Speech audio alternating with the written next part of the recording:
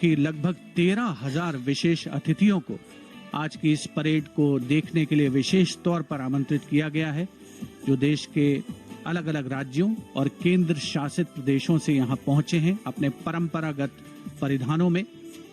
आज का भारत समृद्ध भारत है, सशक्त भारत है, विकसित भारत है, दुनिया की शीर्ष अर्थव्यवस्थाओं में शामिल हो रहा भारत है, हर क्षेत्र में आगे बढ़ रहा भारत है, संकल्प से सिद्धि की ओर अग्रसर।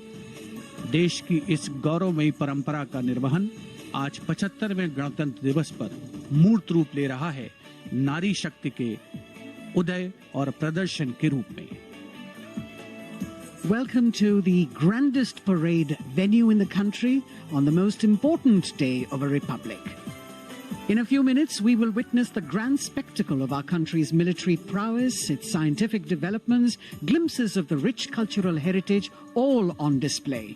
Each year, the parade showcases and celebrates our military might, our diversity in culture, language and traditions, musical and dance traditions, our soldiers, our veterans and our freedom fighters, many of whom are present here at this Kartavya Path. The theme of the Republic Day centers around India, mother of democracy and Viksit Bharat, or developed India, a day of immense significance as we reaffirm the spirit of freedom. We underscore the sovereignty and self-governance bestowed on us through the Constitution.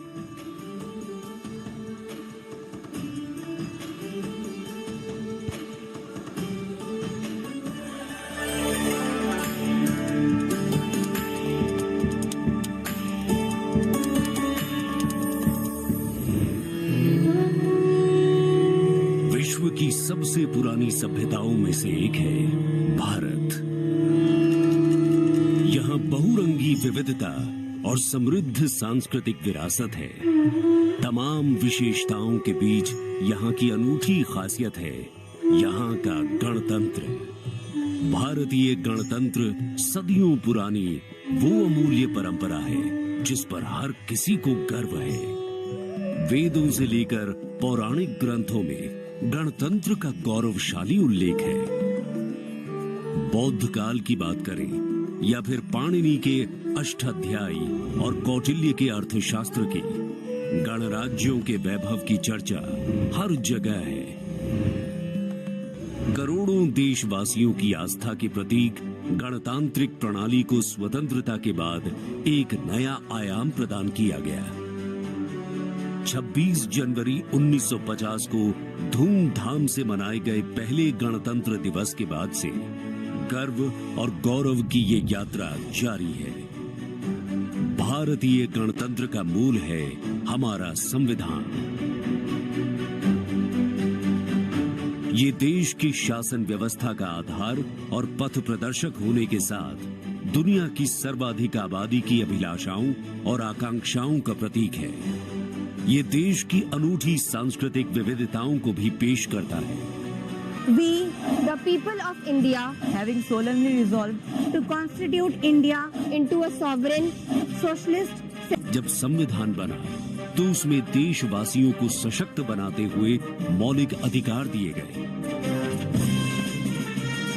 मौलिक अधिकारों में समता या समानता का अधिकार, स्वतंत्रता का अधिकार, शोषण के विरुद्ध अधिकार, धार्मिक स्वतंत्रता का अधिकार, संस्कृति एवं शिक्षा का अधिकार, संवैधानिक उपचारों का अधिकार शामिल है। मौलिक अधिकारों के साथ संविधान ने हमारे कर्तव्य भी बताए हैं। वर्तमान समय में हर देशवासी सही तरीके से अपने अधिकारों का इस्तेमाल करने के साथ कर्तव्यों के प्रति संकल्पित रहे, इसके लिए मौजूदा सरकार ने अनुकूल माहौल प्रदान किया है।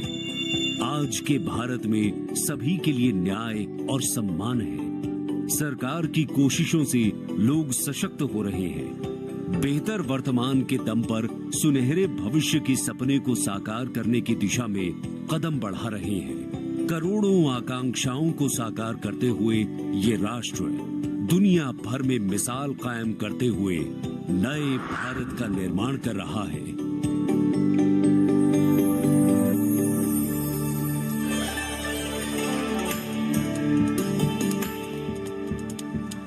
The atmosphere here at Kartavya Path, reflective of that pride and joy that each one of us feels in our bones when we see and salute our tricolour. We in the commentary box will be from time to time updating you with the different aspects of today's parade. And among them, we must highlight the biggest attraction, which is the flypast by the Indian Air Force that occurs as a finale to this parade. This year, too, they are poised to put up a breathtaking show featuring 51 aircraft from the Indian Air Force, Navy and Army, of which 29 are fighter aircraft. Flying at various altitudes and speeds, these aircraft are channeled into a highly synchronized and seamless continuum, an aerial ballet worth watching. The flypast, of course, as you know, is a huge and complex exercise involving several aircraft, hundreds of personnel, many air bases, and of course, precision in terms of time.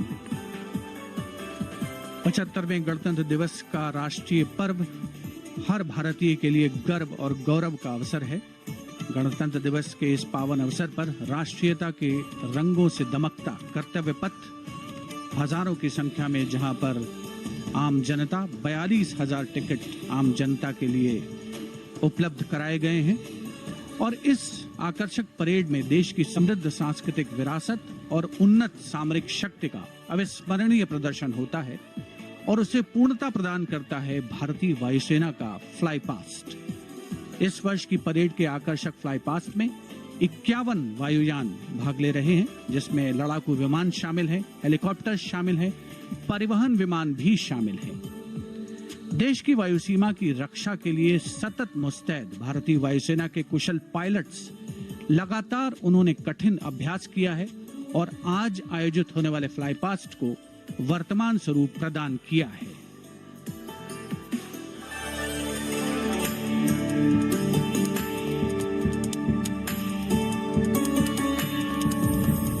वीरता, पराक्रम और दृढ़ता का गौरवपूर्ण प्रतीक है भारतीय सेना।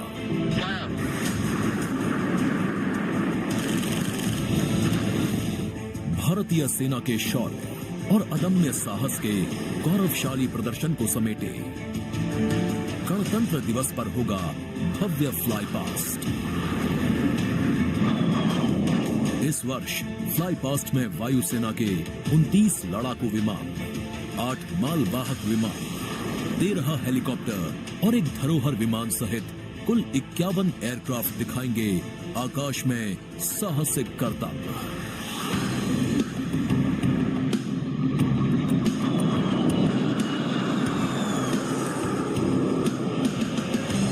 कर्तव्य पथ साक्षी बनेगा तेजस, सुखोई और राफेल जैसे विमानों के हैरत अंगेज कर देने वाले एयर शो का। इस फ्लाई पास्ट में भरी जाने वाली हर एक उड़ान की होगी एक खास थीम जो देगी विशेष संदेश। सबसे पहले आकाश में दिखेगा ध्वज फॉर्मेशन। इसमें 4 मी-17 हेलीकॉप्टर तीनों सेनाओं के झंडे और भारतीय तिरंगे को लहराकर इस पर्व को शुरू करेंगे। इसके बाद बारी होगी रुद्र की। इसमें 4 advanced light helicopter diamond formation के जरिए पेश करेंगे असाधारण करतब। बास की तरह पैनी नजर रखने वाले शूरवीरों का नायाब प्रदर्शन होगा फॉर्मेशन बास में। इस वर्ष गणतंत्र दिवस परेड पर नंबर 47 स्क्वाड्रन के बहादुर पायलट कर्तव्य पथ पर बास फॉर्मेशन कॉल साइन के अंदर उड़ान भरेंगे। इसमें 3 मिग-29 विमान आसमान में अपनी रोमांचकारी उड़ान से सबको कर देंगे चकित। एयर शो का दूसरा हिस्सा देखने को मिलेगा गणतंत्र दिवस परेड के बाद। सबसे पहले बारी होगी प्रचंड फॉर्मेशन की। अर्जुन फॉर्मेशन में एक C-295 और 2 C-130 विमान अपने प्रदर्शन से आपको रोमांचित कर देंगे।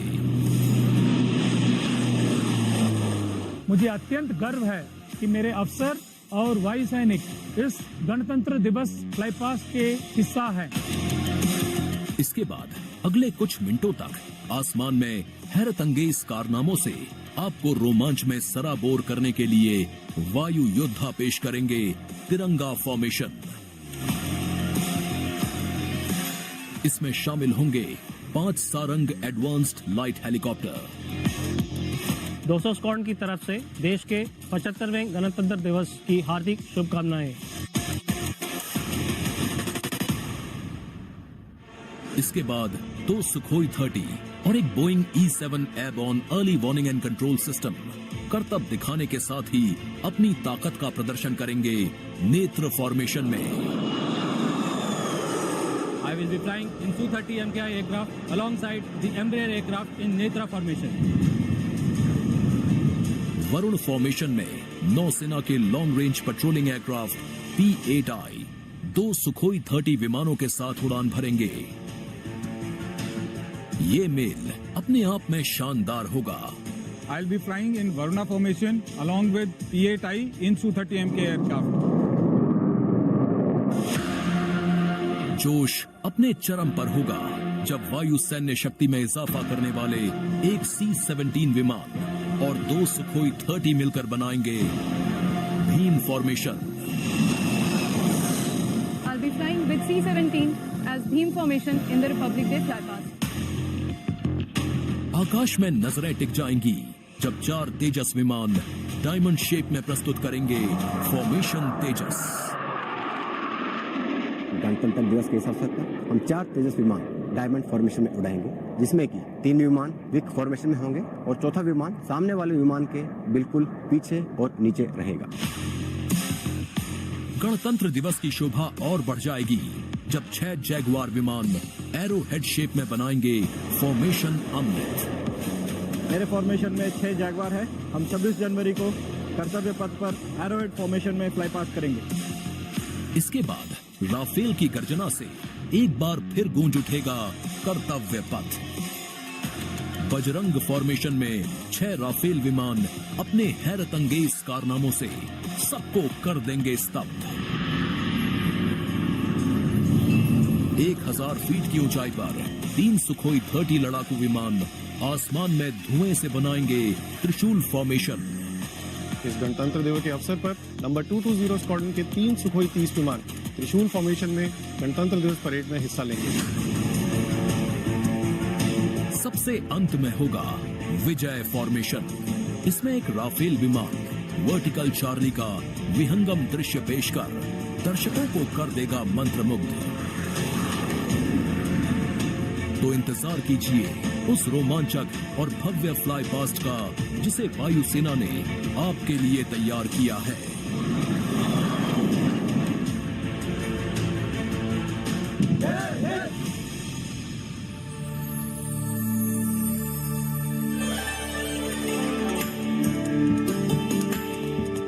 भारतीय वायुसेना भारत का गौरव और यहाँ कर्तव्य पथ पर इस बार सजावट कुछ विशेष है। यहाँ पर भारतीय वस्त्र कला को कर्तव्य पथ के दोनों ओर अनंत सूत्र के माध्यम से दर्शाया गया है। 26 राज्यों के 136 विशेष मेहमान यहाँ मौजूद हैं और साड़ियों, परिधानों और पर्दों को यहाँ फ्रेम्स में कर्तव्य पथ के दोनों ओर सजाया गया है। इनमें 150 वर्ष पुरानी साड़ी भी है और हर फ्रेम के नीचे एक QR कोड है जिसे स्कैन करके उस परिधान और वस्त्र के बारे में पूरी जानकारी प्राप्त की जा सकती है। संस्कृति मंत्रालय की ये पहल और कर्तव्य पथ पर अनंत सूत्र का संदेश देने के लिए विशेष मेहमान 136 विशेष अतिथि अलग अलग दीर्घाओं में यहाँ पर मौजूद हैं, जिन्होंने अपने प्रदेश की पारंपरिक वेशभूषा का यहाँ पर प्रदर्शन किया है। विशेष अतिथि जैसा हम सब जानते हैं कुल 77,000 दर्शकों के बैठने की जगह है, 42,000 आम जनता के लिए और 13,000 विशेष अतिथि, और इनमें वो भी शामिल हैं जिनका जिक्र माननीय प्रधानमंत्री ने मन की बात में किया। With 108 episodes to its credit, Man Ki Baat remains a unique and outstanding radio program, standing out as one of its kind globally. This distinctive initiative, introduced in 2014 by Prime Minister Narendra Modi, establishes a remarkable communication endeavour that forges a direct and informal connection with the citizens of India, addressing a broad spectrum of issues from social initiatives to culture and heritage, youth and education, health and environmental concerns. The radio program serves as a crucial instrument in fostering unity by transmitting the PM's thoughts and perspectives to the public. Its significance transcends conventional governance, acting as a platform that not only imparts information but also establishes connections, bringing together the diverse fabric of the Indian populace.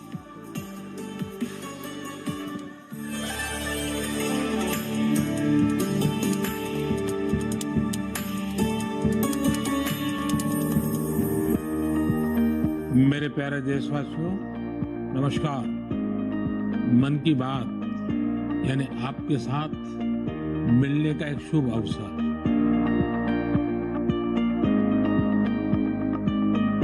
मन की बात यानी माननीय प्रधानमंत्री श्री नरेंद्र मोदी से जन जन की बात। 3 अक्टूबर 2014 को मन की बात कार्यक्रम की पहली कड़ी का प्रसारण हुआ। तब से लेकर आज तक ये कार्यक्रम हर महीने के आखिरी रविवार को सुबह 11 बजे प्रसारित होता रहा है। सियावर रामचंद्र की जय। मेरे प्यारे देशवासियों, मैं नासिक धाम पंचवटी से कर रहा हूं। पंचवटी वो पावन धरा है जहां प्रभु श्री राम ने काफी समय बिताया था। इसी भाव के साथ आप सभी राम भक्तों को कोटि कोटि नमन। जय सिया राम। राजनीति से अलग हटकर ये कार्यक्रम जन भावनाओं से प्रेरित होता है। यानी मन की बात में लगातार उन मुद्दों और चुनौतियों पर चर्चा की जाती है जिनका देश और देश के नागरिक हर दिन सामना करते हैं। गांव से निकला हुआ एक छोटा सा अभियान सेल्फी विद डॉटर को अंतर्राष्ट्रीय बनाने के लिए मन की बात कार्यक्रम का बेहद सराहनीय योगदान है। हमें नहीं पता था कि ऑनरेबल प्राइम मिनिस्टर हमें टेल एंड पे बॉर्डर के विलेज में भी देख रहे हैं, त्रेवा गांव में। जब उन्होंने लाइव होकर कोई 5.5 मिनट बॉर्डर विलेज त्रेवा में जम्मू में हमसे बात की, ये हमारे लिए गौरवमय बात है कि ऑनरेबल प्राइम मिनिस्टर हमें ये बात बोल रहे हैं। लगभग हर स्तर पर मन की बात कार्यक्रम ने सकारात्मकता की भावना के माध्यम से परिवर्तनकारी भूमिका निभाई है और कहीं न कहीं नकारात्मक दृष्टिकोण को सिरे से नकार दिया है। संभवतः इस कार्यक्रम की सबसे खास एवं रोचक बात ये रही है कि ये देश के 100 करोड़ से भी ज्यादा नागरिकों के बीच संचार के बेहद लोकप्रिय और सर्वसुलभ माध्यम यानी रेडियो के जरिए एक दूसरे से जुड़ने का साधन बन चुका है। वोकल फॉर लोकल का ये अभियान पूरे देश की अर्थव्यवस्था को मजबूती देता है। माननीय प्रधानमंत्री श्री नरेंद्र मोदी ने 23 अप्रैल 2023 को प्रसारित मन की बात कार्यक्रम के 100वें एपिसोड को ऐतिहासिक बताते हुए देशवासियों को बधाई दी थी और सभी को धन्यवाद भी दिया। आपने मुझे मन की बात के 100वें एपिसोड पर बधाई दी है, लेकिन मैं सच्चे दिल से कहता हूं, दरअसल बधाई के पात्र तो आप सभी मन की बात के श्रोता हैं, हमारे देशवासी हैं। इस लोकप्रिय कार्यक्रम को देश के 100 करोड़ लोग कम से कम एक बार सुन चुके हैं और 23 करोड़ लोग नियमित रूप से मन की बात सुनते हैं। 22 भारतीय भाषाओं और 29 बोलियों के अलावा मन की बात का प्रसारण 11 विदेशी भाषाओं में भी होता है। आकाशवाणी के 500 से अधिक केंद्रों के माध्यम से मन की बात कार्यक्रम देश के लगभग 90% भौगोलिक क्षेत्र और 98% जनसंख्या तक पहुंचता रहा है। राष्ट्र निर्माण में जब सबका साथ होता है, तभी सबका विकास भी हो पाता है। 27 जनवरी 2015 को अमेरिका के तत्कालीन राष्ट्रपति श्री बराक ओबामा भी प्रधानमंत्री श्री नरेंद्र मोदी के साथ इस कार्यक्रम में शामिल हुए थे। I'm told this is also the first ever radio address by an Indian Prime Minister and an American President together, so we're making a lot of history.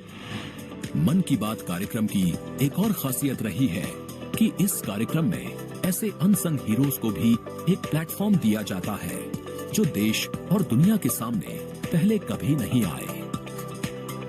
जो मुझे साहस मिला है वो मन की बात के माध्यम से मिला है। जो हम लोग कार्य कर रहे हैं, हम लोगों को एक बड़ा मंच दिया है और लोगों की सेवा करने का जो मौका मुझे मिला है उसके लिए मैं और महिलाओं को भी प्रेरित करना चाहूंगी। ऐसे प्रधानमंत्री जी जिन्होंने दिल्ली पर्सनली बुलाया, प्रोत्साहन दिया, पूरे दुनिया में इसकी एक बहुत ज्यादा प्रमोशन हो गई और सबको काम मिला, इतने सारे फार्मर्स को लाइवलीहुड मिला।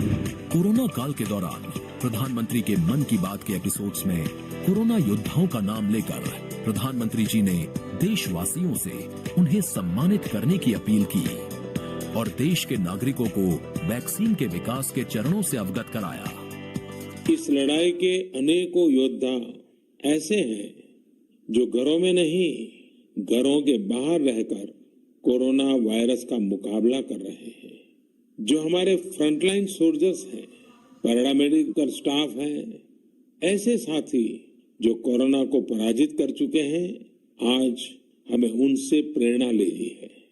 3 अक्टूबर 2014 से अब तक की अपनी अविस्मरणीय यात्रा के क्रम में मन की बात कार्यक्रम एक जन आंदोलन बन चुका है।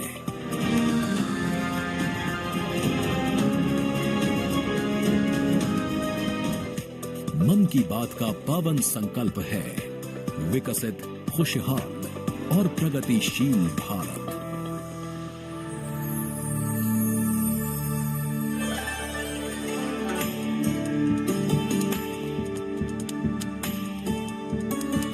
In fact, it's also very heartwarming to note today that many people who were specially mentioned in the Man Ki Baat program by the Prime Minister have also been invited here as special invitees by the PMO.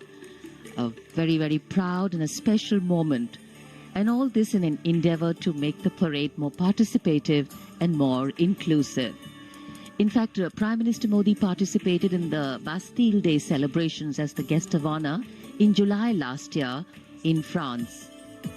Today, Indo-French relations are anchored on principles that have only strengthened over time. With a strong defense partnership at its core, the two nations are committed to the values of mutual cooperation with deep respect for each other's needs and requirements, and they are working together to leverage similar ambitions to empower each other.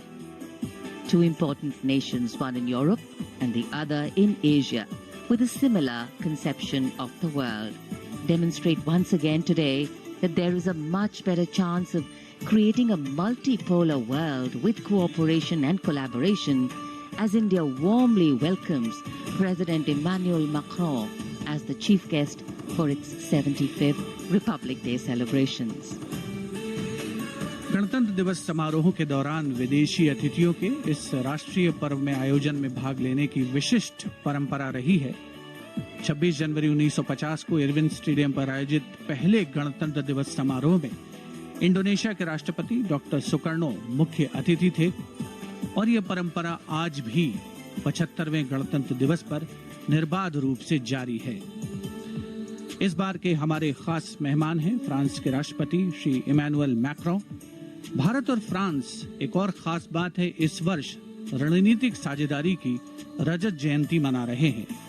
कुल मिलाकर ये छठा मौका है जब France के नेता मुख्य अतिथि के तौर पर गणतंत्र दिवस समारोह का हिस्सा बन रहे हैं। और एक और खास बात है कि भारत और फ्रांस आपसी सहयोग से और स्वतंत्र रूप से भी बदलते वैश्विक परिदृश्य में अहम भूमिकाएं निभाते आए हैं।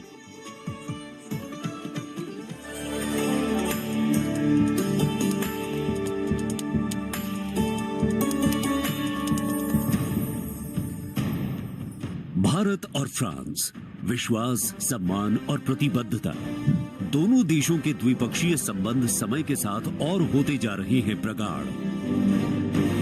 प्राइम मिनिस्टर एलिजाबेथ बॉर्न मुझे एयरपोर्ट पर रिसीव करने आई थी। ये आत्मीयता सिर्फ दो देशों के नेताओं के बीच नहीं है, बल्कि ये भारत फ्रांस की अटूट दोस्ती का प्रतिबिंब है।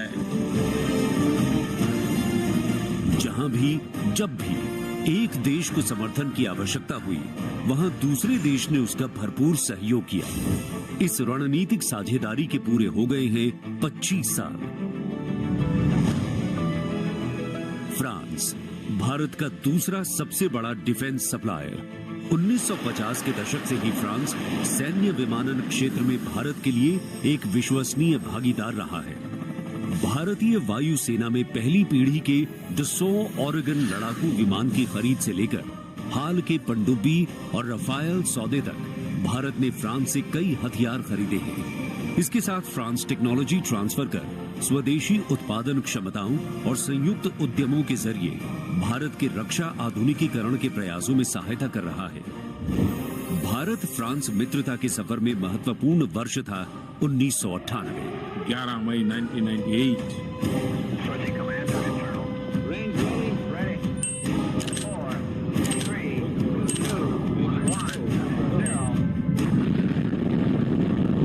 जब भारत ने एशिया में उभरती हुई महाशक्ति के रूप में परमाणु परीक्षण किया, तब तत्कालीन फ्रांसीसी राष्ट्रपति जैक शिराक ने भारत का साथ दिया। पिछले 2.5 दशकों में भारत फ्रांस रणनीतिक साझेदारी के तहत आपस में शांति, सुरक्षा, समुद्री सुरक्षा, जलवायु परिवर्तन, अंतरिक्ष, व्यापार, निवेश, शिक्षा और संस्कृति जैसे महत्वपूर्ण क्षेत्रों में सहयोग करते रहे हैं। सबमरीन हो या फिर नौसेना के जहाज, हम चाहते हैं कि मिलकर केवल अपनी ही नहीं, तीसरे मित्र देशों की जरूरतों को भी पूरा करने के लिए हम काम करें। भारत और फ्रांस की विदेश नीति लगभग एक सी है। दोनों ही देश स्वतंत्र रणनीतिक स्वायत्ता में यकीन करते हैं। सुरक्षा परिषद का स्थायी सदस्य होने की वजह से फ्रांस ने काउंटर टेररिज्म, आतंकियों पर लगाम लगाने और मिसाइल कंट्रोल रेजीम में भारत का साथ दिया है। हमारे सशस्त्र बल नियमित बातचीत कर रहे हैं और पूरा योगदान कर रहे हैं ताकि इस क्षेत्र में शांति और सुरक्षा बनी रहे और अंतर्राष्ट्रीय कानून का सम्मान रहे। आपसी सौहार्द बनाए रखते हुए प्रधानमंत्री नरेंद्र मोदी ने 14 जुलाई को पेरिस में आयोजित फ्रांस के राष्ट्रीय दिवस समारोह बेस्टियर डे परेड में सम्मानित अतिथि के रूप में भाग लिया।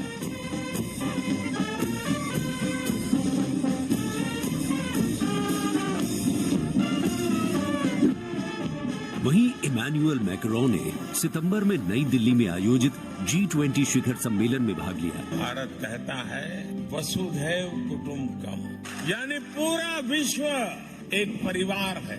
इसी भावना के साथ भारत और फ्रांस 21वीं सदी की अनेक चुनौतियों से निपट रहे हैं। गणतंत्र दिवस समारोह में राष्ट्रपति मैक्रोन की उपस्थिति भारत और फ्रांस के बीच संबंधों को और प्रगाढ़ करेगी और आने वाले वर्षों में सहयोग के नए रास्ते खुलेंगे।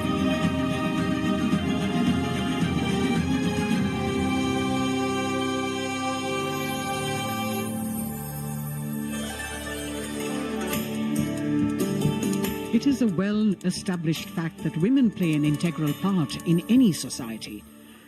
It is through the empowerment of women that societies can ensure their growth as well, and the government of India has been focused on promoting Nari Shakti in the country.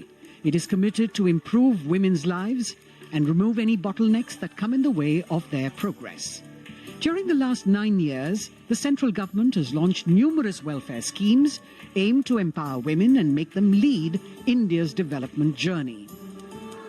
This year, in addition to larger participation of women in the parade, we also have special invitees from various sectors of industry, manufacturing sector, maintenance workers, women space scientists, and many more. Around 13,000 special invitees of the Prime Minister being given the pride of place, making the whole event inclusive, participative, and truly democratic. A republic that is by the people, for the people, and of the people. कर्तव्य पथ पर विशेष मेहमानों को आमंत्रित किया गया है, जिसमें सुनिश्चित किया गया है कि हर वर्ग की भागीदारी इस समारोह में हो। बहुत ही खास गणतंत्र दिवस समारोह, इसका थीम है विकसित भारत और भारत लोकतंत्र की जननी। साथ ही इस बार पूरा समारोह नारी शक्ति पर केंद्रित। इस बार आधी आबादी की पूरी भागीदारी सुनिश्चित की गई है। अलग अलग दीर्घाओं में पारंपरिक वेशभूषा में यहाँ पर विशेष अतिथि। इस बार राष्ट्रीय गान के बाद पहली बार परेड की शुरुआत में 100 महिला कलाकार अपनी मौजूदगी का परचम कर्तव्य पथ पर लहराएंगी। ये बदलता भारत है। यहाँ अब महिला अबला नहीं, शक्ति है। ये आज की नारी है, नारी तू Narayani.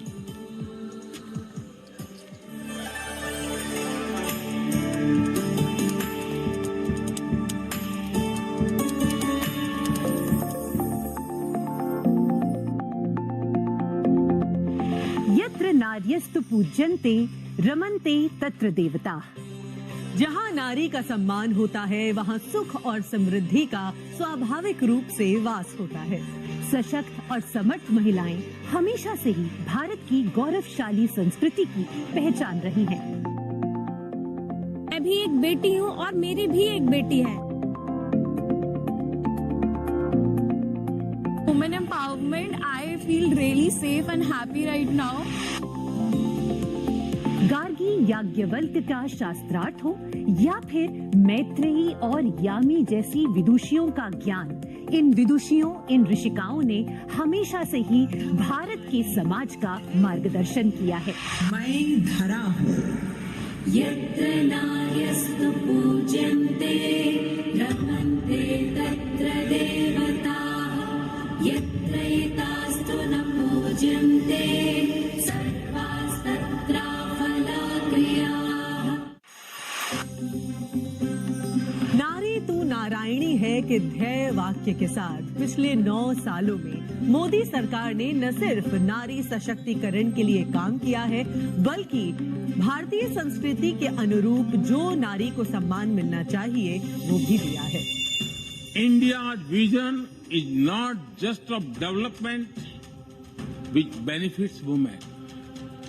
It is of women-led development where women lead the journey of progress. समावेशी शासन के एक नए युग की शुरुआत करते हुए पिछले 9 सालों में प्रधानमंत्री नरेंद्र मोदी के नेतृत्व में महिला सशक्तिकरण को चरितार्थ किया गया है। देश में समान प्रतिनिधित्व के लक्ष्य के साथ अमृत काल में समावेशी संसदीय लोकतंत्र की मजबूत नींव रखने के लिए नारी शक्ति वंदन विधेयक संसद से पारित किया गया। The bill is passed by the constitutionally required majority. ताकि लोकतंत्र के मंदिर में महिलाओं की बात प्रबल रूप से रखी जा सके और उनके मुद्दों पर अधिक जोरदार ढंग से चर्चा की जाए। नारी शक्ति वंदन अधिनियम, इसके माध्यम से हमारा लोकतंत्र और मजबूत होगा।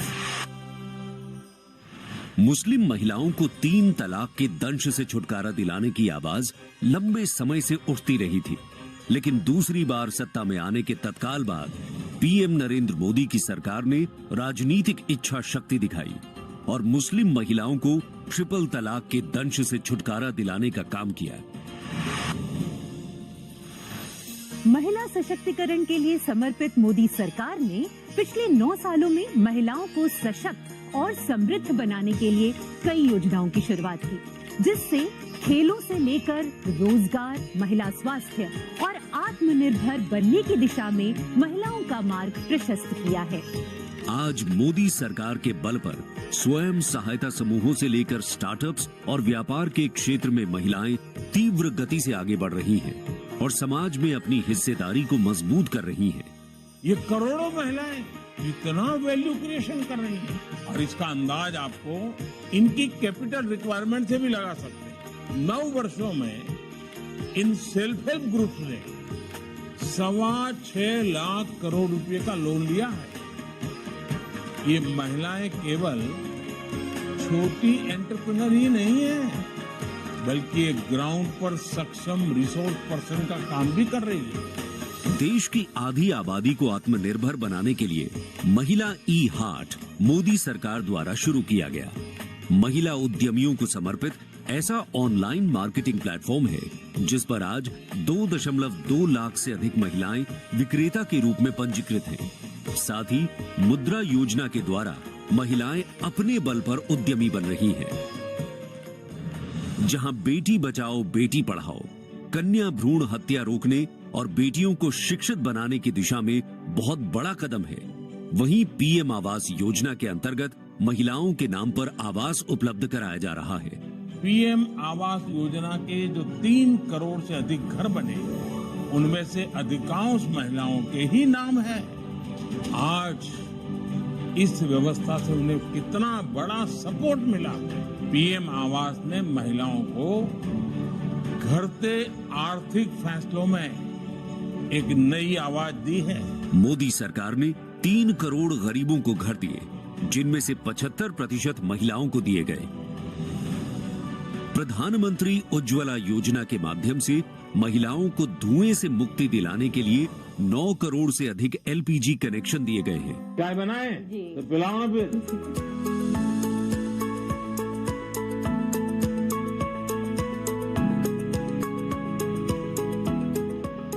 बहुत मीठी चाय पीते हैं आप? हमसे मीठी हो ही जाती, मालूम नहीं कैसे। और स्वच्छ भारत मिशन के अंतर्गत महिलाओं को खुले में शौच से मुक्ति दिलाने के लिए 11 करोड़ से अधिक शौचालयों का निर्माण किया गया है, ताकि महिलाओं को सम्मान और सुरक्षित जीवन मिले। 80 करोड़ गरीबों को मिलने वाले खाद्यान्न से भी सबसे बड़ी राहत महिलाओं को मिली।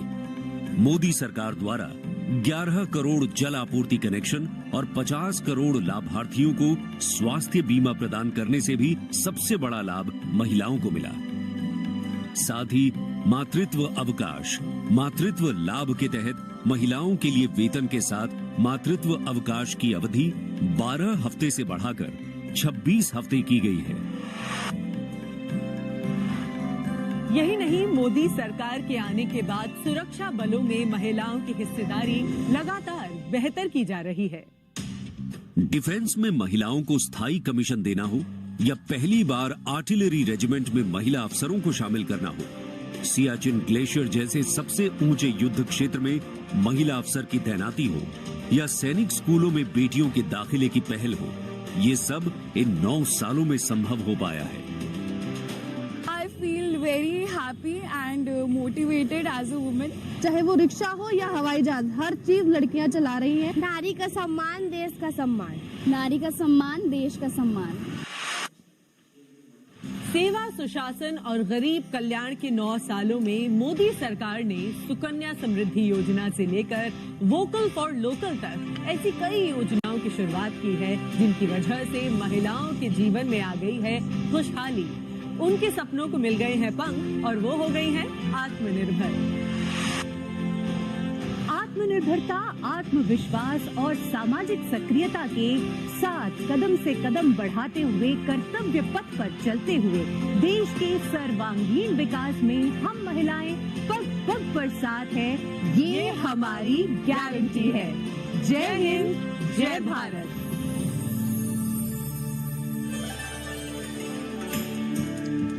Empowering women, empowering communities, and thus empowering a nation. Kartavya path on either side. People kitted out in their warm winter woolens. Got up early in the morning. The day dawned a little foggy, but now I think the warmth of the sun slowly warming the bones which were chilled in the morning, absolutely. So January is a cold month in Delhi. And once the parade begins, we shall see faces light up more, the sun climb higher, and of course excitement will touch the sky. People in their traditional attire, special invitees from different parts of the country. And here, this is a splendid view of the forecourt of Rashtrapati Bhavan, the official residence of the President of India. And the dome that crowns Rashtrapati Bhavan, one of the most distinctive features of the building. This is the Jaipur column, topped by the Star of India. And here, ready to receive the Supreme Commander of the Armed Forces, the President of India, Srimati Draupadi Murmu, who will arrive here in a short while from now. माननीय श्रीमती द्रौपदी मुर्मू के राष्ट्रपति पद पर आसीन होने के साथ भारतीय लोकतंत्र की नई भूमिका रेखांकित हुई है। श्रीमती द्रौपदी मुर्मू का भारत के 15वें राष्ट्रपति के रूप में निर्वाचन एक ऐतिहासिक क्षण है। उनकी नियुक्ति देश के सामाजिक और राजनीतिक परिदृश्य में एक महत्वपूर्ण और शक्तिशाली संदेश देती है। हम सब जानते ही हैं, श्रीमती द्रौपदी मुर्मू के पास एक लंबा और सफल राजनीतिक करियर है। साथ ही उनके पास प्रशासन और संवैधानिक मामलों का गहन ज्ञान भी है। देशवासियों, 75वें गणतंत्र दिवस में कर्तव्य पथ पर माननीय श्रीमती द्रौपदी मुर्मू द्वारा परेड की सलामी लेना कोई मामूली घटना नहीं है। ये राष्ट्रीय गौरव का क्षण है, जो समानता के प्रति हमारे संविधान की प्रतिबद्धता को दर्शाती है। भारतीय लोकतंत्र संविधान स्वतंत्र न्यायपालिका, स्वतंत्र मीडिया और जवाबदेह शासन पर टिका हुआ है।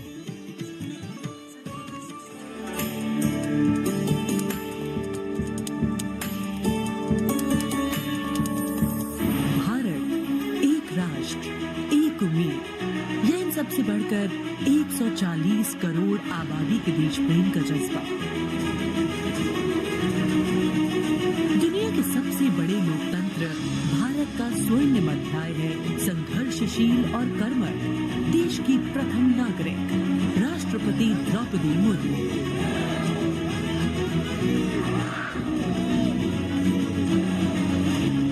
मैं आप सभी को कहना चाहूंगी कि महिला होना अथवा आदिवासी समाज में जन्म लेना कोई बुराई नहीं है। अपने निजी जीवन की चुनौतियों को दरकिनार कर रायसीना हिल तक का उनका सफर बेमिसाल संघर्ष और अदम्य जज्बे की कहानी है। अभाव में गुजरा बचपन, युवा काल का संघर्ष, व्यक्तिगत जीवन के उतार चढ़ाव, सार्वजनिक जीवन की सादगी और बेदाग छवि, यही है बहुआयामी प्रतिभा की धनी द्रौपदी मुर्मू का व्यक्तित्व। उन्होंने जनता और समाज से जुड़कर लोगों के बीच एक अलग पहचान बनाई है। साल 1979 में भुवनेश्वर के रमा देवी महिला कॉलेज से स्नातक करने वाली द्रौपदी मुर्मू ने अपने पेशेवर करियर की शुरुआत ओडिशा सरकार के सिंचाई विभाग में क्लर्क की नौकरी से की। क्लर्क की नौकरी छोड़ने के बाद उन्होंने राय रंगपुर में एक शिक्षक के तौर पर भी काम किया। जाके क्या करना चाहती हो? टीचर। टीचर मतलब क्या होता है जानती हो? देश को बनाने वाला, IAS ऑफिसर को बनाने वाला, IPS को बनाने वाला, इंजीनियर को बनाने वाला, टीचर जो होते हैं वो बनाने वाला। जनता के बीच वो देखते ही देखते लोकप्रिय होने लगी। साल 1997 में द्रौपदी मुर्मू पहली बार राय रंगपुर नगर पंचायत में वार्ड पार्षद बनी। इसके बाद वो नगर पंचायत की उपाध्यक्ष भी बनाई गई। फिर वो राजनीति में लगातार आगे बढ़ती चली गई। पहली बार सन 2000 में विधायक बनने के बाद द्रौपदी मुर्मू ने साल 2000 से 2004 तक नवीन पटनायक के मंत्रिमंडल में स्वतंत्र प्रभार राज्य मंत्री के तौर पर भी काम किया। द्रौपदी मुर्मू को ओडिशा में सर्वश्रेष्ठ विधायकों को मिलने वाला पंडित नीलकंठ दास पुरस्कार से भी नवाजा गया। द्रौपदी मुर्मू को साल 2015 में झारखंड का राज्यपाल बनाया गया। मैं आपको कहना चाहूंगी, ये केवल मैं ओडिशा के तो हूँ, लेकिन झारखंड के खून मेरे शरीर में बहता, इसीलिए ये भी मेरा सौभाग्य है कि मुझे इसी धरती का राज्यपाल बनाया गया है। आज मैं ये अपने धरती का मेहमान बन के आपके सामने उपस्थित हूँ।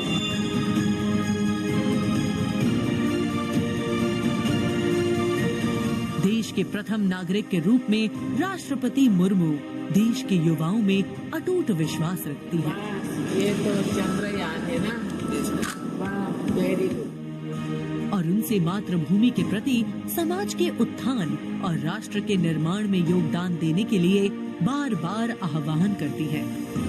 राष्ट्रपति द्रौपदी मुर्मू की जिंदगी पहले ही किसी प्रेरणादायक जीवन से कम नहीं है, लेकिन इसमें और चार चांद लगाते हैं उनके कुछ साहसी कदम। उन्होंने असम के तेजपुर एयर स्टेशन पर सुखोई फाइटर जेट में एक ऐतिहासिक उड़ान भरी। एक सॉर्टी फाइटर जेट में उड़ान भरने वाली वे तीसरी राष्ट्रपति हैं। द्रौपदी मुर्मू दुनिया की हर उस स्त्री के लिए शक्ति और प्रेरणा का स्वरूप है जो समाज की हर बड़ी से बड़ी चुनौती का सामना करके खुद के दम पर अपनी पहचान बनाने का विश्वास रखती है।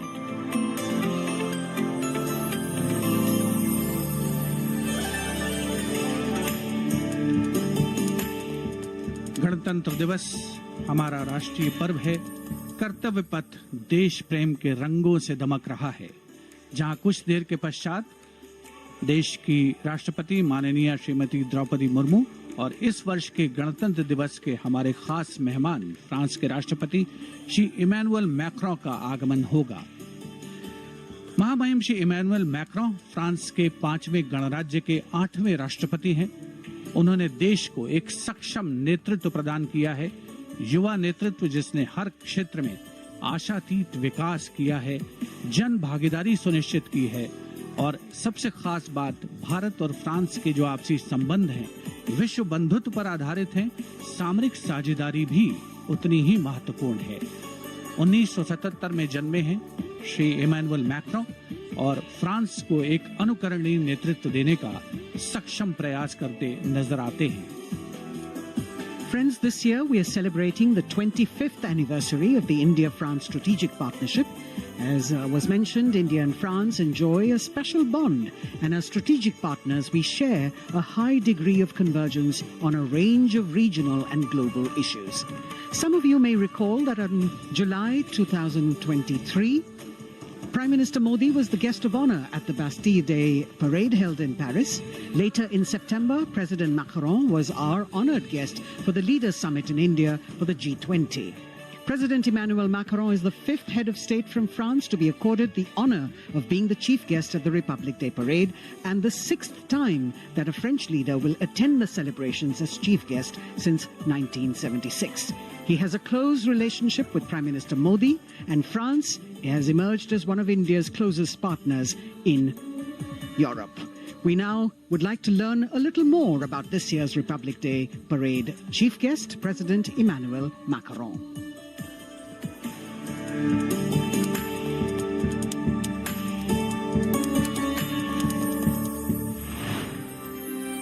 फ्रांस, एक खूबसूरत देश जो अपनी संस्कृति, मुक्त उत्साही लोगों, शानदार शहरों और स्वादिष्ट व्यंजनों से पूरी दुनिया को आकर्षित करता रहा है। भारत और फ्रांस के बीच संबंध परंपरागत रूप से घनिष्ठ रहे हैं और पिछले कुछ वर्षों में माननीय प्रधानमंत्री नरेंद्र मोदी और फ्रांस के माननीय राष्ट्रपति इमैनुअल मैक्रों की अध्यक्षता में दोनों देशों के दशकों पुराने रिश्ते को एक नई ऊर्जा मिली है। फ्रांस के राष्ट्रपति इमैनुअल मैक्रों 2017 में महज 39 वर्ष की आयु में फ्रांस के राष्ट्रपति बने और साल 2022 में फ्रांस की जनता ने एक बार फिर उन्हें विशाल बहुमत से चुना। Et nous allons gagner! Vive la République! Vive la France! France की आमिया में जन्मे इमैनुअल मैक्रों ने यूनिवर्सिटी पारी नॉन्तेर में फिलोसफी की पढ़ाई की और फिर फ्रांस के प्रतिष्ठित एकोल नेशनल d'administration में वरिष्ठ सिविल सेवा के लिए प्रशिक्षण लिया। राजनीति से पहले मैक्रों ने एक इन्वेस्टमेंट बैंकर के रूप में काम किया और वित्तीय क्षेत्र में उनके अनुभव ने उनके राजनीतिक करियर के लिए एक अनूठी पृष्ठभूमि प्रदान की। अपने राजनीतिक सफर की शुरुआत में मैक्रों ने विभिन्न मंत्रियों के सलाहकार के रूप में काम किया और फिर वर्ष 2012 में तत्कालीन राष्ट्रपति फ्रांसवा ओलांद ने मैक्रों को उप महासचिव के रूप में नियुक्त किया। इसके बाद वर्ष 2014 में मैक्रों अर्थव्यवस्था, उद्योग और और डिजिटल मामलों के मंत्री बने और अपने इस कार्यकाल में उन्होंने कई बिजनेस फ्रेंडली इनिशिएटिव्स की शुरुआत की। मैक्रों की राजनीतिक यात्रा का सबसे बड़ा मोड़ तब आया जब उन्होंने साल 2014 में आमिया में एक नई पार्टी En Marche की स्थापना की। मैक्रों के दल को वामपंथियों से लेकर केंद्रवादियों और केंद्र दक्षिणपंथी राजनेताओं और दलों का समर्थन मिला। जब हम अपना मूवमेंट देखते हैं तो मैं जानता हूं कि हम सफल होंगे। हाँ, हम सफल होंगे फ्रांस और फ्रेंच लोगों को यूनिफाई करने में और स्वीकार कराने में। और फिर आया वो ऐतिहासिक पल जब मैक्रों ने अपनी प्रतिद्वंद्वी मारीन ला पेन को भारी बहुमत से हराकर वर्ष 2017 का राष्ट्रपति चुनाव जीता। प्रधानमंत्री नरेंद्र मोदी और फ्रांस के राष्ट्रपति इमानुएल मैक्रों ने सदैव लोकतांत्रिक मूल्यों, मौलिक स्वतंत्रता और मानवाधिकार की प्रति प्रतिबद्धता जाहिर की है, जो आश्वासन देता है कि बदलते वैश्विक परिदृश्य में दोनों देश अग्रसर होने के लिए तैयार हैं।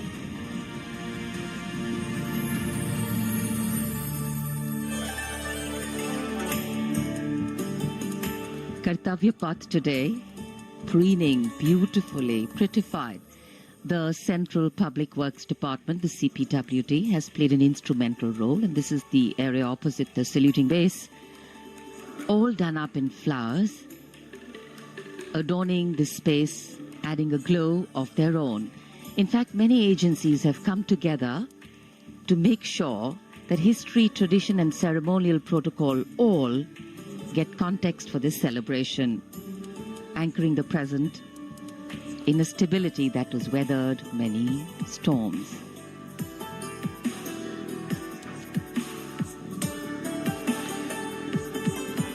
Signal 1 army headquarter signal regiment, जो कर्तव्य पथ से लेकर राष्ट्रीय समर स्मारक तक कई किलोमीटर के क्षेत्र में संचार और ध्वनि का जिम्मा संभाले है, जिसमें पब्लिक एड्रेस सिस्टम और स्पीकर्स बहुत महत्वपूर्ण यहां मौजूद दर्शकों के लिए।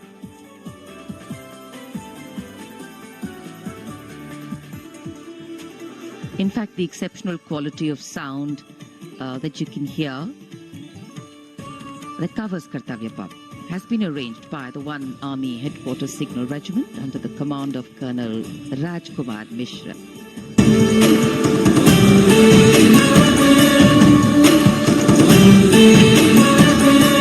माननीय राष्ट्रपति के आगमन पर राष्ट्रगान के समय 21 तोपों की सलामी लेफ्टिनेंट कर्नल विकास कुमार के नेतृत्व में दी जाएगी।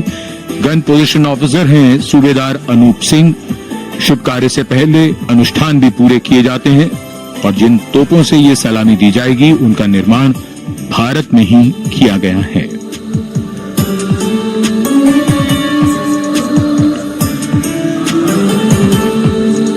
In fact, a lot of preparation, training, and rehearsals go into ensuring that everything works like clockwork.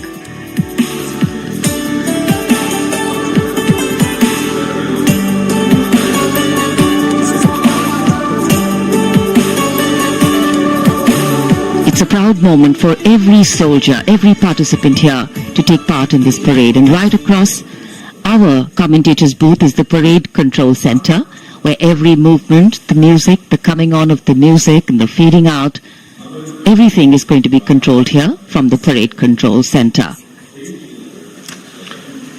कई एजेंसियां मिलकर पूरे समन्वय के साथ काम करती हैं और फिर इस विशाल और भव्य समारोह का खूबसूरत आयोजन होता है। इधर दूरदर्शन ने आप तक उत्तम प्रसारण पहुंचाने के लिए कैसे कैसे इंतजाम किए हैं, आइए देखते हैं।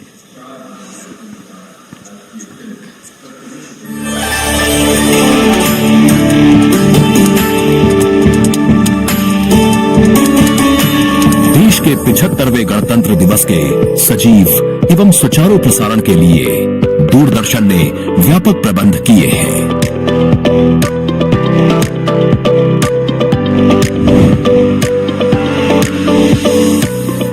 राष्ट्रपति भवन, ऐतिहासिक कर्तव्य पथ, इंडिया गेट एवं नेशनल वॉर मेमोरियल से प्रसारण की गुणवत्ता सुनिश्चित करने के लिए लगभग 60 अत्याधुनिक हाई डेफिनेशन कैमरे इस्तेमाल किए जा रहे हैं।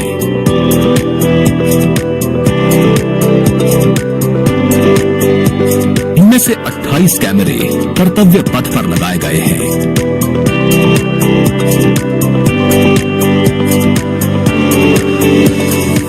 जिनसे गणतंत्र दिवस की भव्य परेड का विस्तृत विवरण उपलब्ध होगा। 15 हाई डेफिनेशन कैमरे इंडिया गेट पर और 12 HD कैमरे राष्ट्रपति भवन पर लगाए गए हैं।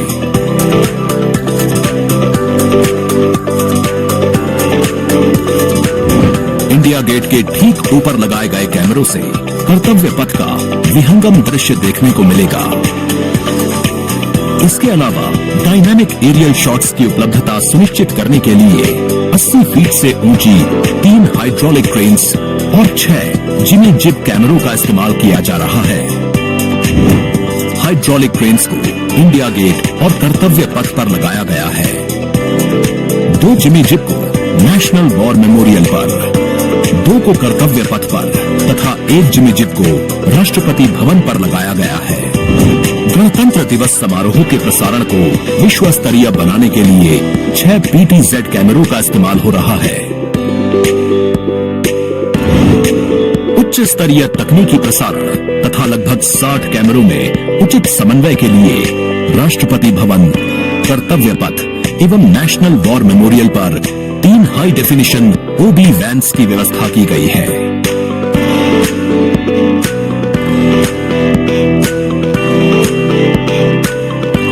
स्पष्ट ऑडियो सिग्नल्स एवं परेड में भाग ले रहे विभिन्न मार्चिंग दस्तों के कमांड सुचारू रूप से दर्शकों तक पहुंचाने के लिए विशेष डायनामिक माइक्रोफोन्स का इस्तेमाल किया जा रहा है।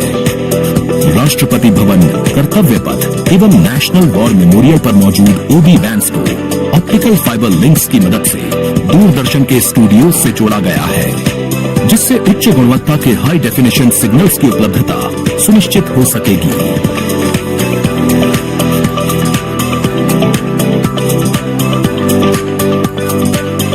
देश के 75वें गणतंत्र दिवस के गौरवपूर्ण समारोह के प्रसारण को यादगार बनाने के लिए दूरदर्शन के अधिकारी एवं कर्मचारी पिछले लगभग 3 महीने से विभिन्न संस्थाओं के सहयोग से काम कर रहे हैं।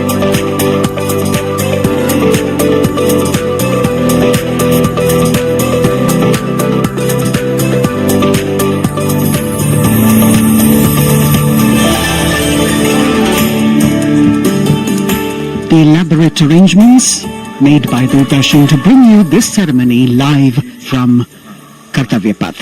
We're now at the National War Memorial that was unveiled in 2019, set up in honor of the martyrs who have displayed acts of valor during wartime. The names of 26,000 soldiers who've made the ultimate sacrifice of their lives in the defense of the nation. It has 4 concentric circles and a central obelisk under which burns the Amar Jyot, representing the immortal soldier. The circles are designed as Chakravyu, an ancient Indian war formation. The start of the parade actually begins here when the Prime Minister arrives and is received by the Defence Minister and other officials along with the 3 service chiefs. After being introduced, he is led inside where he places a wreath of remembrance on behalf of the nation. The National War Memorial, representing the gratitude of a nation to its armed forces. This memorial strengthens the sense of belonging, high moral values, sacrifice and national pride in our citizens. राष्ट्रीय summer स्मारक हमें उन बहादुर सैनिकों के अप्रतिम शौर्य, असाधारण वीरता और सर्वोच्च बलिदान की याद दिलाता है, जिन्होंने मातृभूमि की रक्षा के लिए हंसते हंसते अपने प्राण न्यौछावर कर दिए थे। कुछ ही समय के बाद यहाँ माननीय प्रधानमंत्री श्री नरेंद्र मोदी का आगमन होगा और वे कृतज्ञ राष्ट्र की ओर से अमर शहीदों को श्रद्धा सुमन अर्पित करेंगे। राष्ट्रीय समर स्मारक पर 4 चक्र बनाए गए हैं, जिसमें आजादी के बाद भारतीय सेना की भागीदारी वाले 6 युद्धक अभियानों की भी जानकारी दी गई है। अमर चक्र पर 15.5 मीटर ऊंचा स्मारक स्तंभ है, जिसमें अमर जवान ज्योति प्रज्वलित है। परमवीर चक्र से सम्मानित सभी 21 अमर बलिदानियों को विशेष सम्मान दिया गया है राष्ट्रीय समर स्मारक पर, और सभी परमवीर चक्र विजेताओं की यहां कांस्य प्रतिमाएं लगाई गई हैं। देश आज उन्हें नमन कर रहा है। The monument, spread over 40 acres in the heart of the capital city, hallowed grounds where lie enshrined the souls of our soldiers. The Prime Minister paying a solemn homage on behalf of a grateful nation. And you saw those shots taken by the special positioned cameras of Doordarshan, some atop India Gate, as it looks onto the National War Memorial. And there you can see the obelisk with the eternal flame, very solemnly dressed for the occasion.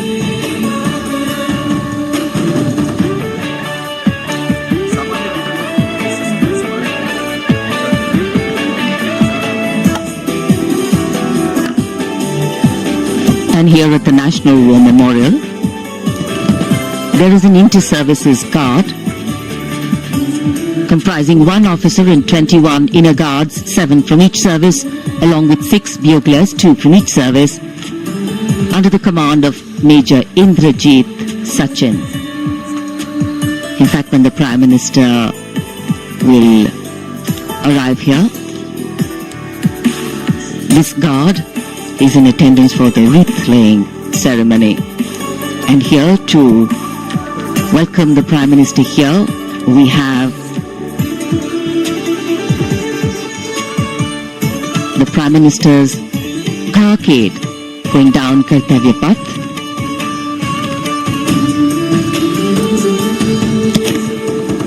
And standing there ready to receive him, we have the Raksha Mantri Shri Rajnath Singh, the Chief of Defence Staff General Anil Chauhan, Raksha Rajya Mantri Shri Ajay Bhatt, Chief of Army Staff General Manoj Pandey, Chief of Naval Staff Admiral Radhakrishnan Hari Kumar, and the Chief of Air Staff Air Chief Marshal Vivek Ram Chaudhary.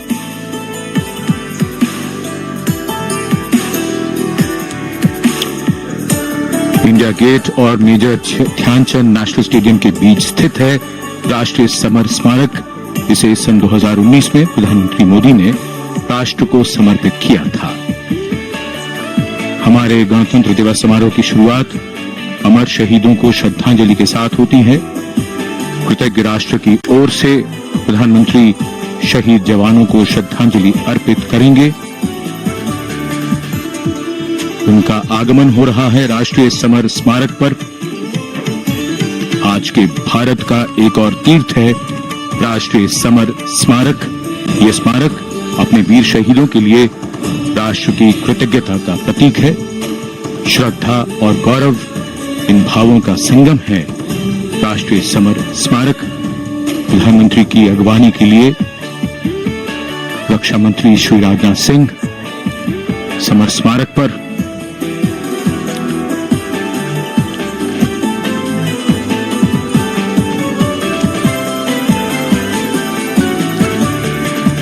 आगमन देश के माननीय प्रधानमंत्री श्री नरेंद्र मोदी का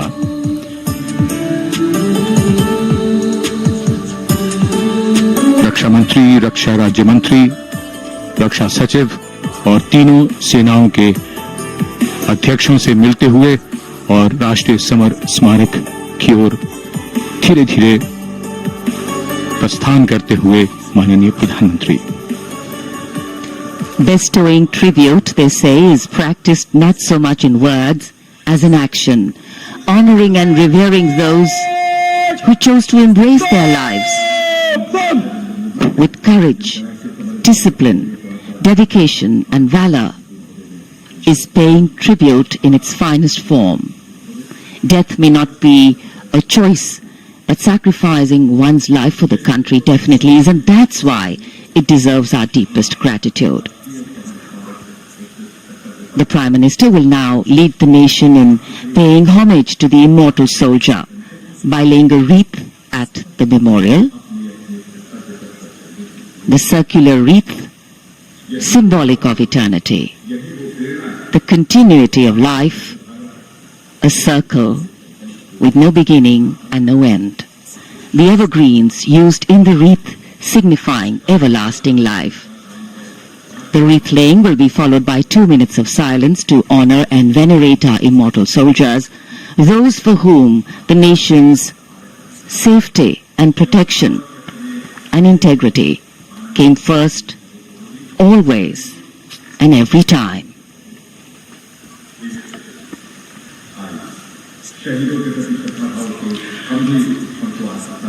प्रधानमंत्री द्वारा पुष्पांजलि अर्पित करने के बाद अंतर सेवा गार्ड सलामी शस्त्र और फिर शोक शस्त्र प्रस्तुत करते हैं।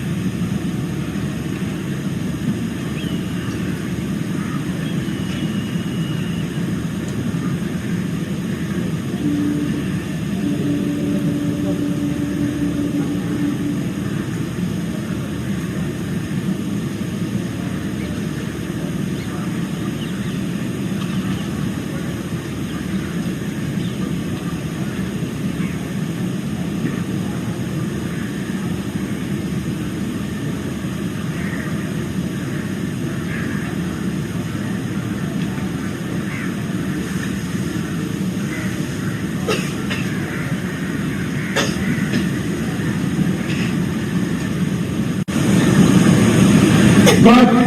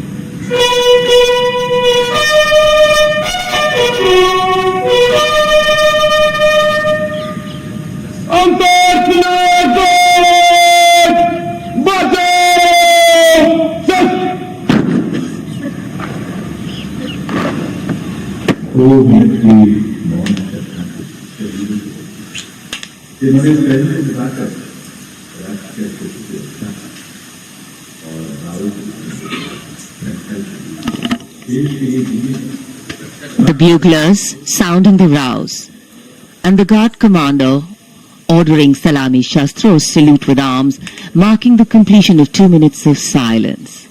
A silence where quiet meets calm and time becomes tranquil, our hearts beating for those which now lie still. Time moves on to create a present, but in its wake it leaves behind stories, memories and heroes, some sung, but many unsung. And today, as we celebrate our 75th Republic Day here in New Delhi, and so many of us are witnessing this celebration from the secure and comfortable spaces we inhabit, our men and women in uniform stand firm and committed, guarding and protecting the length and breadth of this beautiful nation we all call home, across dry deserts and snow-clad mountains, along a long coastline and international borders, keeping us safe and secure. The Prime Minister now moving towards the ceremonial digital book, which is kept there to put down his thoughts of gratitude.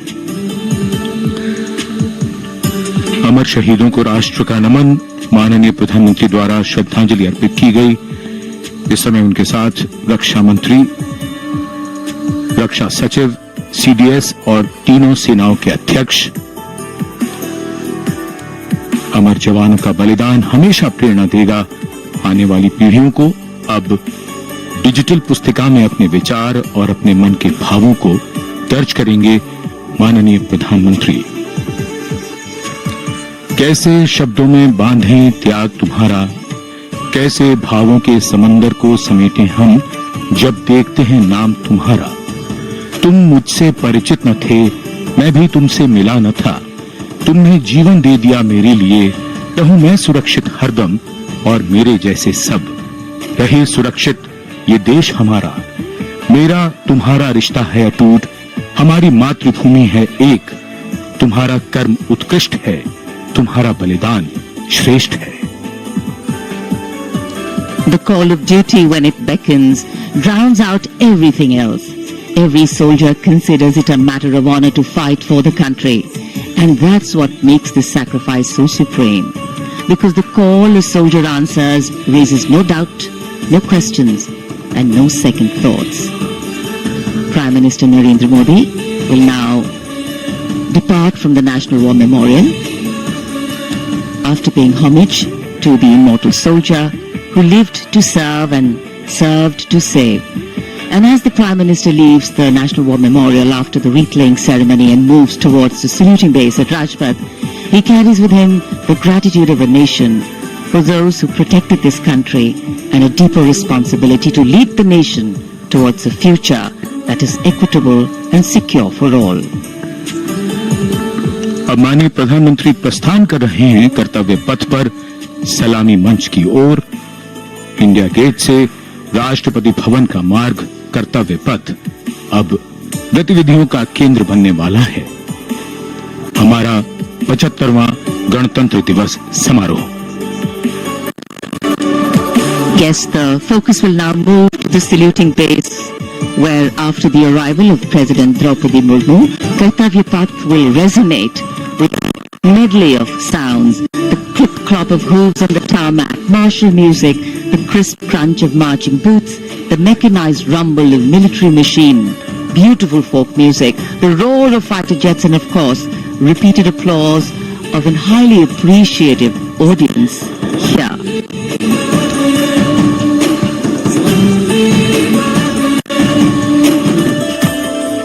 We're now at the saluting days at Kartavya Path, where we await the arrival of the Prime Minister.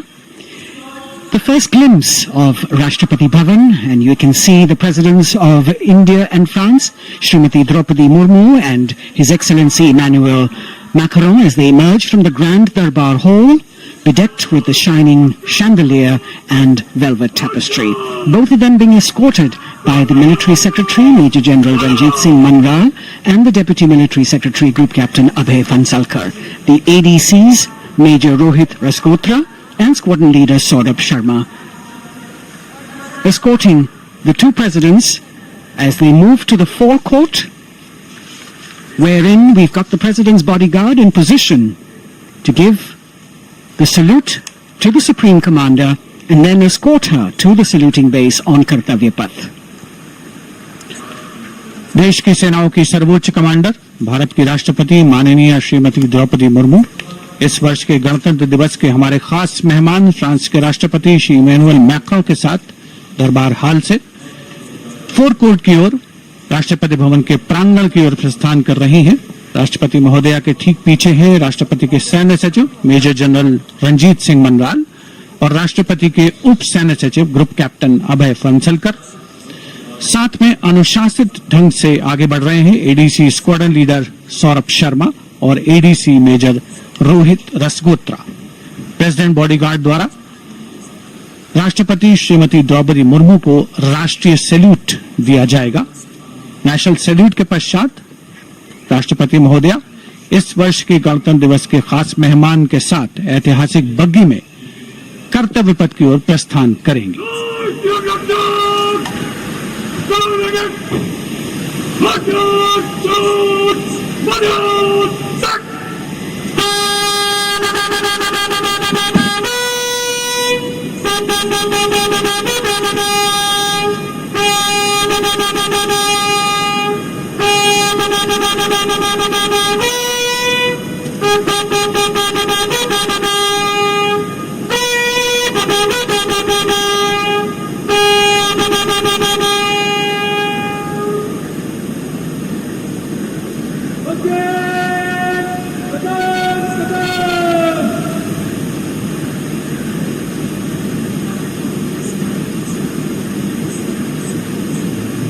The smartly turned out President's bodyguard in the forecourt of Rashtrapati Bhavan on their magnificent horses, the senior-most regiment of the Indian Army that is 251 years old since its raising in 1773. A unique and distinct regiment as it carries out mounted ceremonial duties for the President. Their officers and men, excellent horsemen, trained tankmen and paratroopers. And now you get to see the special presidential carriage that is making its appearance at the Republic Day Parade after 40 years. The horse-drawn buggy that has gold-plated rims and looks extremely comfortable was used by the British in the pre-independence era and later remained with the Rashtrapati Bhavan. It is used now for Republic Day functions. In fact, it was used till 1984 and then discontinued. It, of course, has an interesting history as it became part of India's history post-independence based on the toss of a coin. Initially used by the President for ceremonial occasions, everyone really excited to see this unique buggy.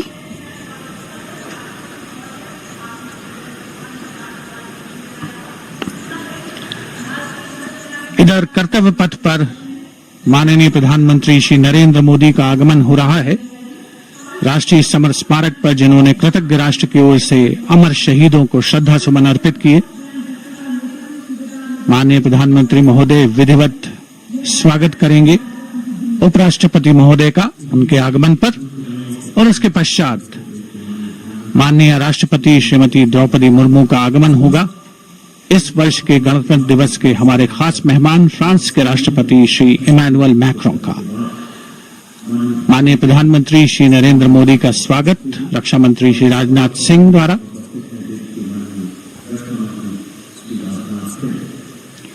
All eyes now on Prime Minister Modi, who will emerge from his car at saluting base for the first time today. At saluting base. And we're all waiting with bated breath to see his beautiful bandhani turban with a matching cravat. His choice of the turban and formal attire, quite a matter of interest for everyone who is here. Prime Minister Modi being received by the Raksha Mantri, Shri Rajnath Singh, the Chief of Defence Staff, the three chiefs of the armed forces, the Raksha Rajya Mantri, Shri Ajay Bhatt, and the Defence Secretary, Shri Giridhar Aramane.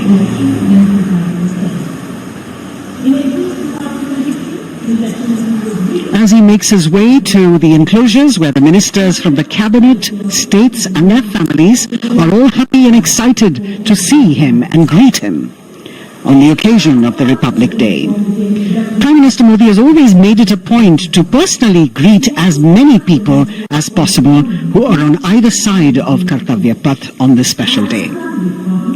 And as was mentioned earlier, there are special invitees this year too to witness the parade, invited on the Prime Minister's behest.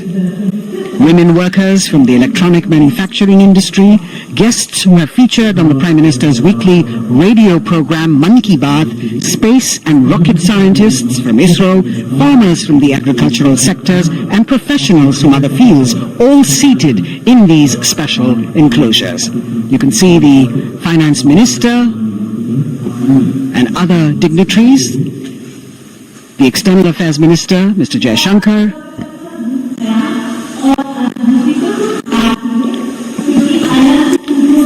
माननीय प्रधानमंत्री श्री नरेंद्र मोदी विशिष्ट अतिथि दीर्घा में केंद्रीय मंत्रिमंडल के सदस्यों, वरिष्ठ अधिकारियों, केंद्रीय गृह मंत्री, लोकसभा अध्यक्ष और सभी विशिष्ट अतिथिगणों का अभिवादन स्वीकार करते हुए प्रथम परिवार के सदस्य भी यहां पर 75वें गणतंत्र दिवस का हिस्सा बन रहे हैं और विशेष अनुराग उनके प्रति प्रदर्शित करते हुए माननीय प्रधानमंत्री श्री नरेंद्र मोदी बहुत ही खुशनुमा अवसर, चिरस्मरणीय अविस्मरणीय 75वां गणतंत्र दिवस। The Vice President of India, Shri Jagdeep Dhankar, and his wife, Srimati Sudesh Dhankar, have arrived here, and the Prime Minister rushing to greet them.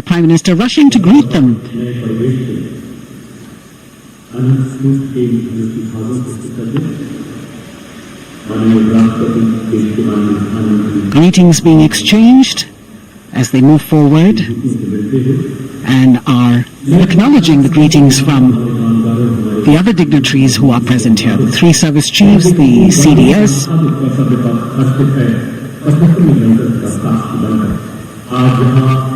We're all now waiting for the President of India and the President of France to arrive here.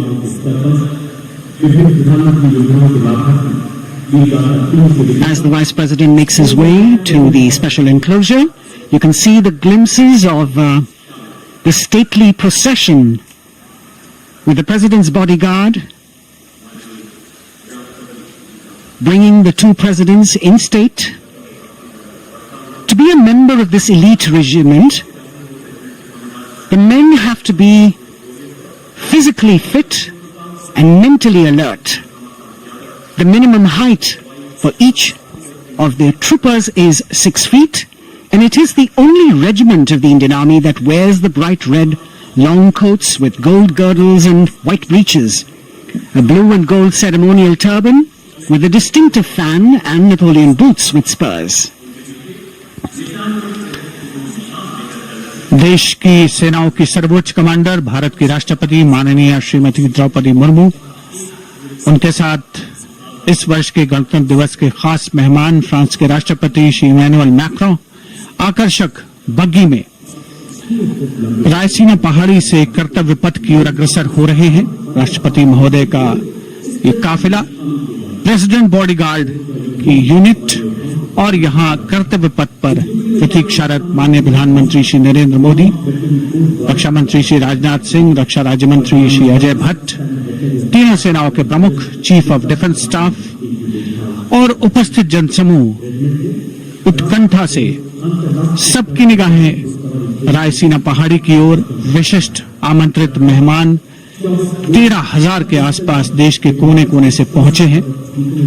साथ ही वरिष्ठ अधिकारीगण, विदेशी राजनयिक भी हमारे आज के इस राष्ट्रीय गौरव पर्व का हिस्सा बन रहे हैं।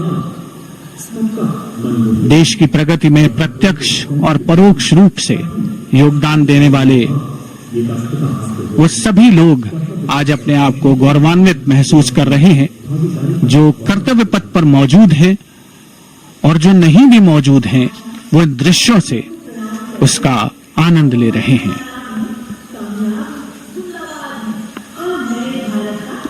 Members of the diplomatic corps representing their countries and the common man and woman of India all gathered together to celebrate this fabulous ceremony.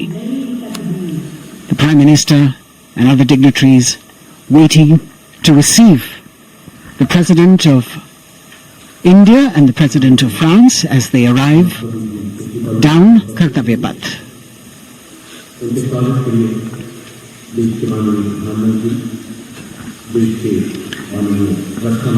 खास मेहमान, खासतौर पर 75वें गणतंत्र दिवस की जो मुख्य थीम है, जो मुख्य धारा है, नारी शक्ति, और इस बार की जो गणतंत्र दिवस की आकर्षक परेड है उसमें नारी शक्ति का अनोखा प्रदर्शन, चाहे वो मैकेनाइज्ड कॉलम्स हो, चाहे वो सशस्त्र सेना बल हो।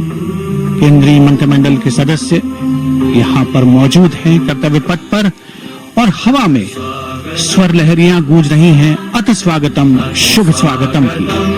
ये संकेत है माननीय राष्ट्रपति महोदया के कर्तव्य पथ पर आगमन।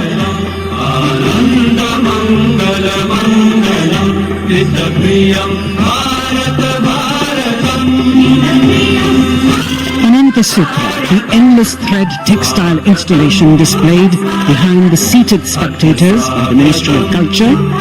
And you can see these visually stunning saris, panels that have been mounted here, a total of 1,900 saris and drapes from every corner of the country. Each panel has a QR code that when scanned gives you details about the weave and embroidery or other embellishments used on it. This is a tribute to the woman power of India, the millions of weavers who have preserved the timeless traditions and passed on the skill through generations.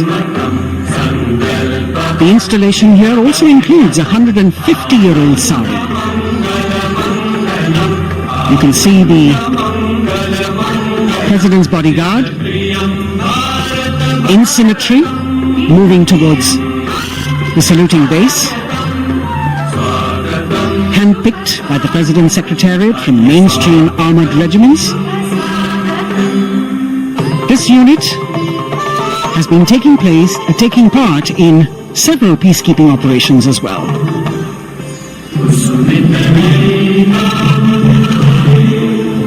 The President's bodyguard, Commandant Colonel Amit Birwal, and the President acknowledging the greetings of the spectators who are seated on either side of Kartavya Path.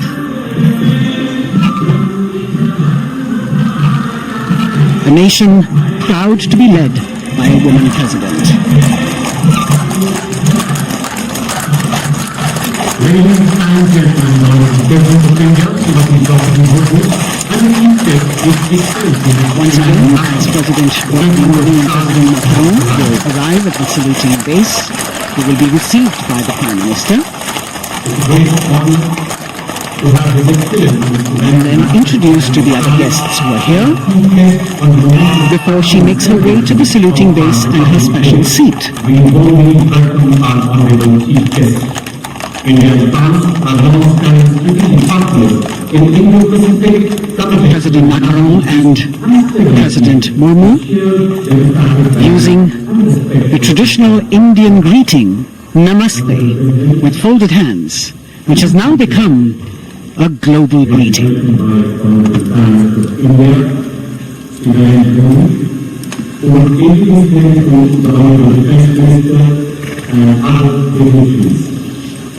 The atmosphere warming up here as the mist and fog slowly lift to reveal the radiant faces, the joyous crowds that have assembled here. Prime Minister Modi greeting President Murmu and of course his friend, the President of France, Emmanuel Macron. A warm embrace, a handshake, an exchange of words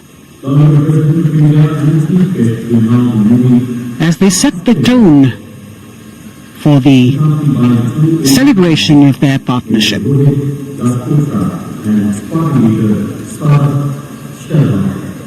The President being introduced to Raksha Mantri,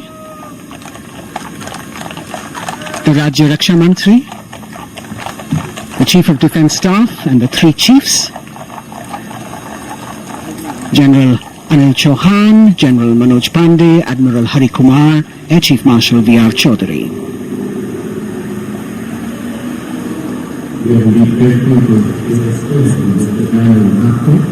President Macron making it a point to shake hands with each of our dignitary.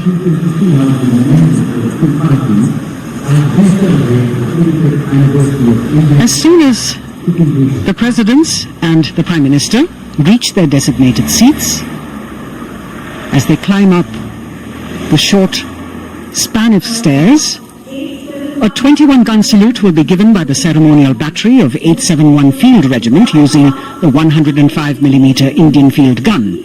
And as the thunderous sounds of the guns resonate across the entire Kartavya Path, heralding the start of the parade under the patronage of the Supreme Commander, the national flag will be unfurled and the national anthem will be played by the military bands positioned across below the national emblem, the lion capital of Sarnath. Everyone present here and those watching us at home will also stand in honor and respect of the tricolour unfurled on the 75th Republic Day.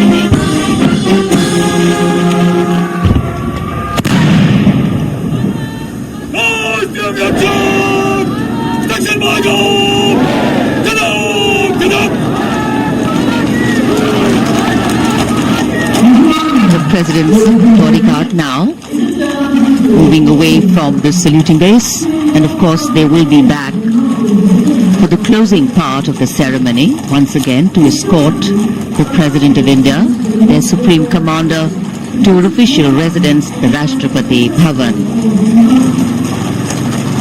And now it's time for the parade to begin. And of course, there will be a beautiful flower offering right at the beginning.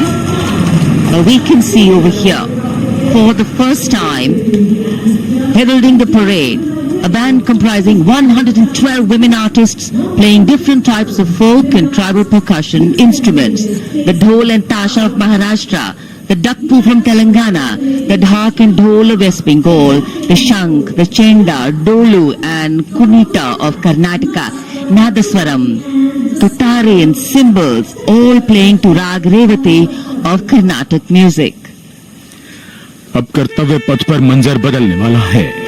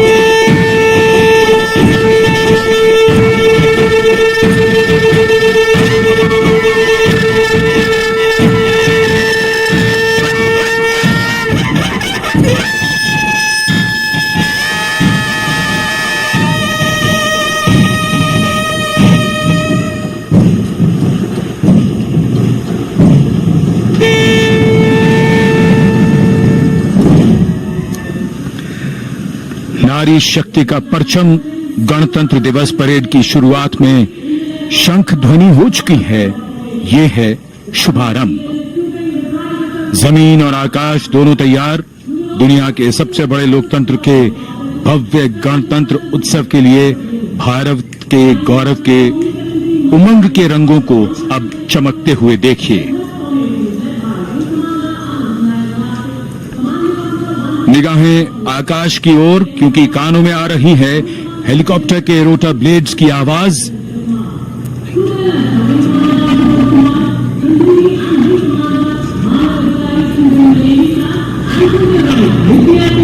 कोहरे के आसमान में इनकी lights, इनका प्रकाश दिखता हुआ। ध्वज formation में 4 Mi-17 हेलीकॉप्टर्स उड़ान भरते हुए सलामी मंच की ओर। फॉर्मेशन का नेतृत्व विंग कमांडर आनंद विनायक अगाशे कर रहे हैं। उनके साथ विंग कमांडर आदित्य जायसवाल राष्ट्रीय ध्वज के साथ उड़ान भरते हुए, उनके पीछे सेना के ध्वज के साथ विंग कमांडर शैलेंद्र कुमार सिंह और flight lieutenant Aditya Kumar, wing commander Ashutosh Khanduri और विंग कमांडर मानव अधिकारी नौसेना के ध्वज के साथ और विंग कमांडर अभिषेक शर्मा और स्क्वाड्रन लीडर पूर्णिमा वायुसेना के ध्वज के साथ दर्शकों के ऊपर पुष्प वर्षा करते हुए। शानदार दृश्य, भव्य प्रारंभ।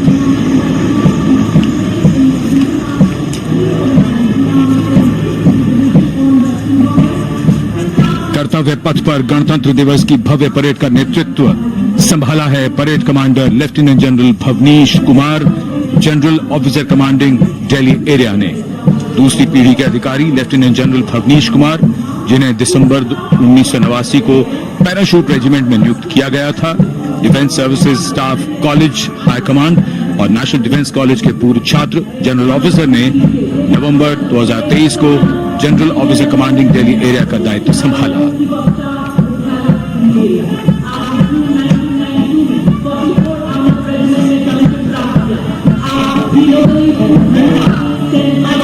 और परेड कमांडर के ठीक पीछे अपने वाहन पर सवार परेड के द्वितीय कमान 2IC major general Sumit Mehta. Major general Mehta को जून 1992 में कमीशन प्राप्त हुआ।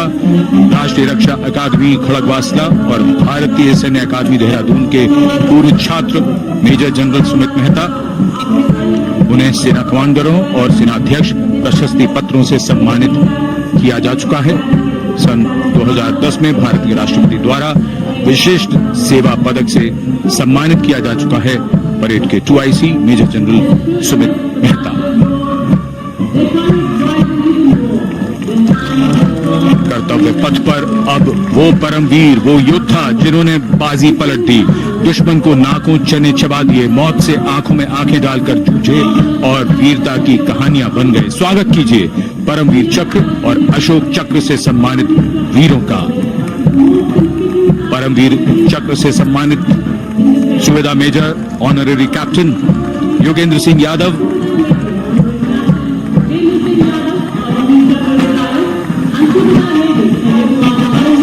और सूबेदार मेजर संजय कुमार।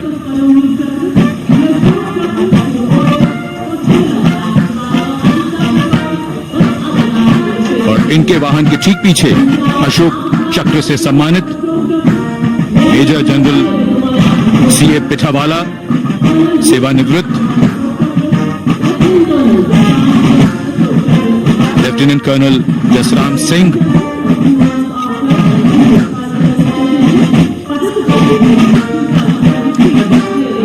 और colonel D Shriram Kumar.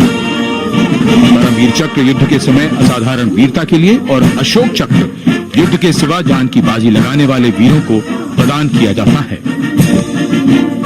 And following the gallantry award winners, we have a very special marching contingent and band from France.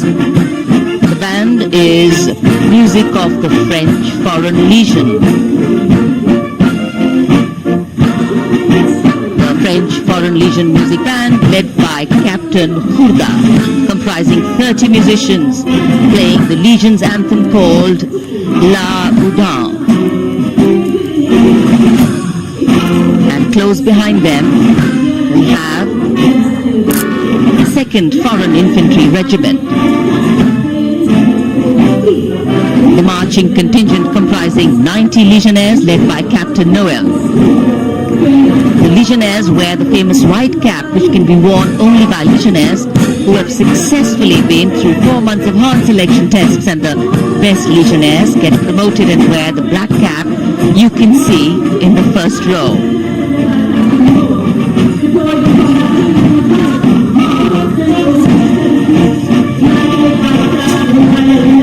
In fact,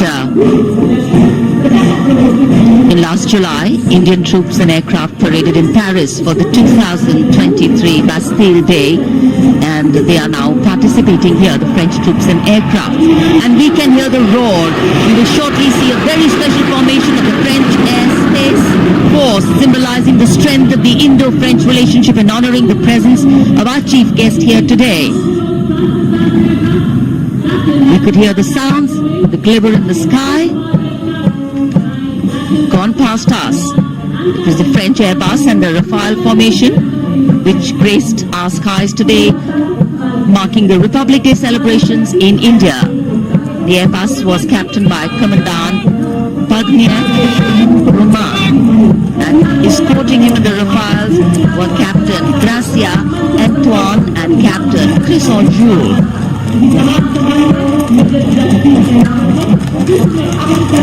Going past a saluting base. The 1st Army contingent leading the mechanized column is that of the 61 Cavalry, led by Major Yashdeep Ehlawat. Raised in 1953, the 61 Cavalry is the only serving active horse cavalry regiment in the world. The motto of the regiment, Ashwa Shakti Yashobal, meaning horsepower is forever supreme.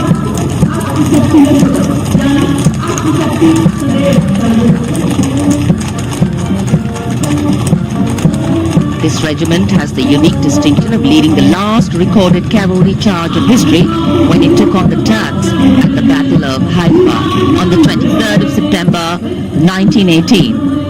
And this day is to date celebrated as its Battle Honor Day or Haifa Day.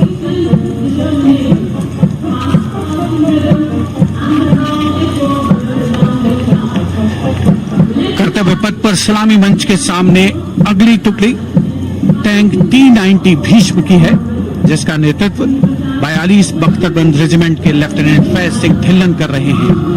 Bhishma tank तीसरी पीढ़ी का मुख्य युद्धक tank है, जो 125 millimetre smooth bore gun से lace है, घातक वार करता है दुश्मन पर, रक्षा करता है देश की सीमाओं की। रेजिमेंट का आदर्श वाक्य कर्म शौर्य विजय। भारत की उन्नत सामरिक शक्ति का प्रदर्शन कर्तव्य पथ पर देश का 75वां गणतंत्र दिवस समारोह।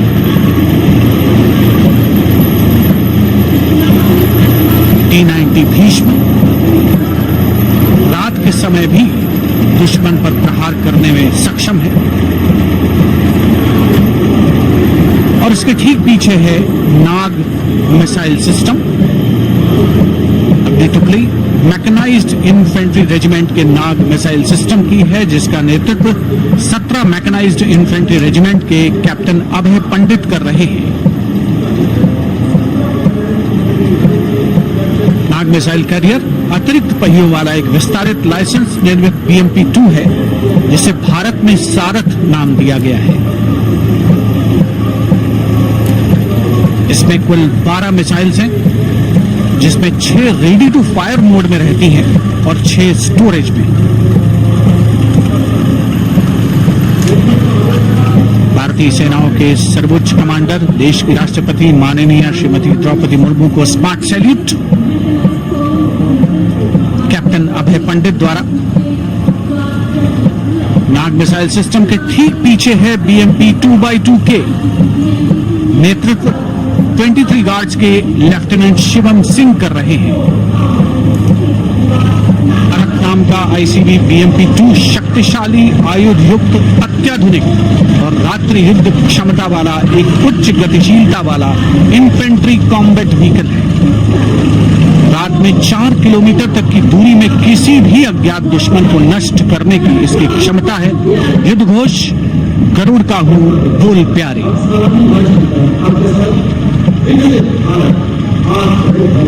BMP-2x2K का आदर्श वाक्य पहला हमेशा पहला।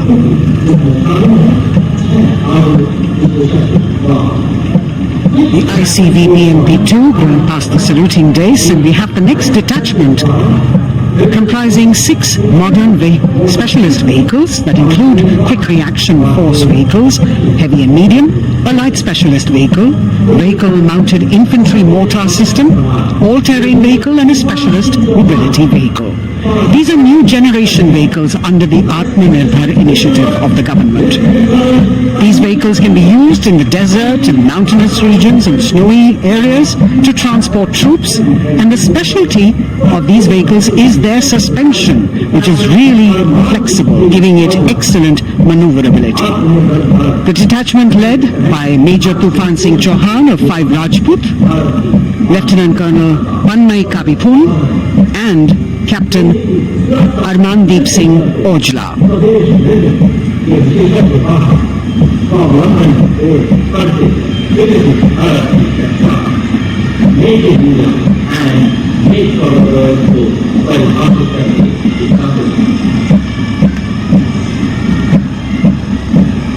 Specialized vehicles of the Indian Army that provide them support on the ground.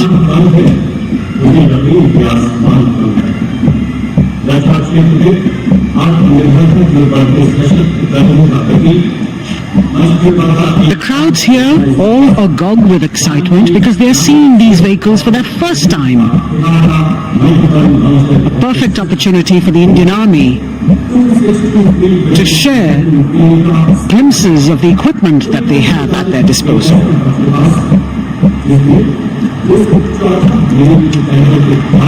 Behind the all-terrain vehicles, we have the Pinaka of the Regiment of Artillery, led by Lieutenant Priyanka Sevda.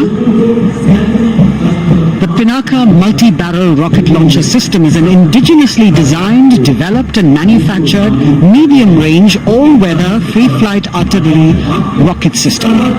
Fully automated, this offensive weapon system, with each launcher boasting of 12 rockets, developed by the DRDO, Pinaka is a vital component of the offensive operations of the artillery.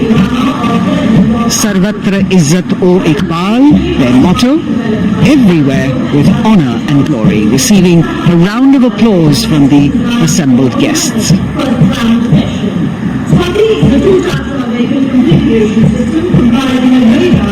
We now have Swati, the weapon locating radar system, led by Lieutenant Deepthi Rana of the Regiment of Artillery.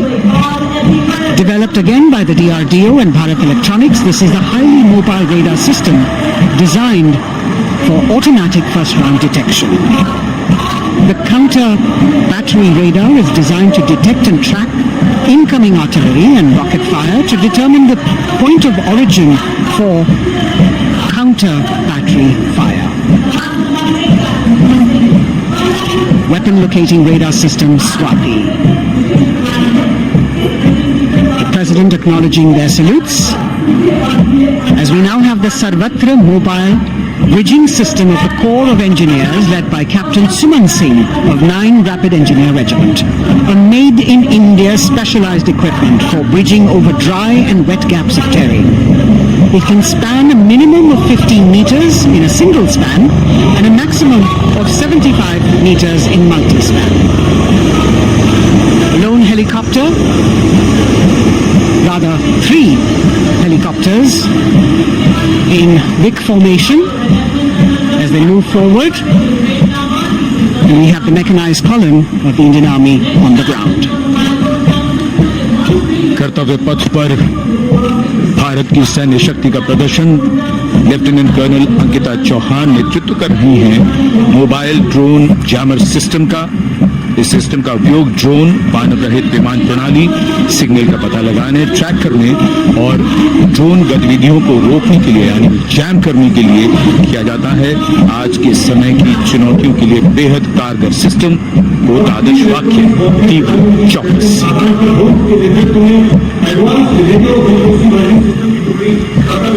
और अब सलामी मंच के सामने electronic warfare battalion की आकांक्षा गोम्स के नेतृत्व में advance radio frequency monitoring system की टुकड़ी शान से आगे बढ़ती हुई। यह सिस्टम देश में ही विकसित किया गया है। यह अत्याधुनिक इलेक्ट्रॉनिक युद्ध प्रणाली है। यह प्रतिद्वंद्वी के एनालॉग और डिजिटल संचार को रोकने, निगरानी और विश्लेषण करने में सक्षम है। कोर का आदर्श वाक्य तीव्र चौकस। इस बार सेना की अत्याधुनिक टेक्नोलॉजी का प्रदर्शन कर्तव्य पथ पर।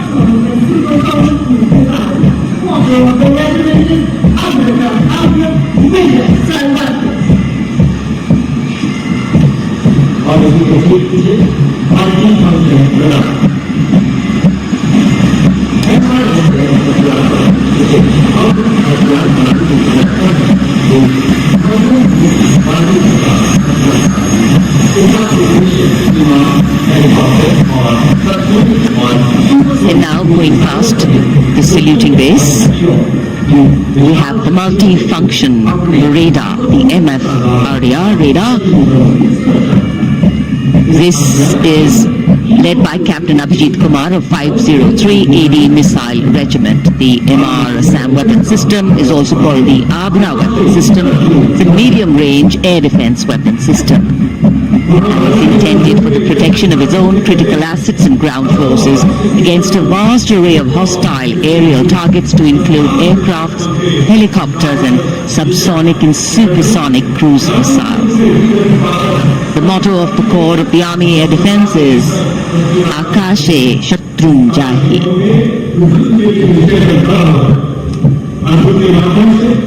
So the audience now feeling the warmth of the sun, and of course the excitement levels are going to build up. So we have flowers and we have colors of different people from different parts of the country, all adding to diversity, variety and beauty.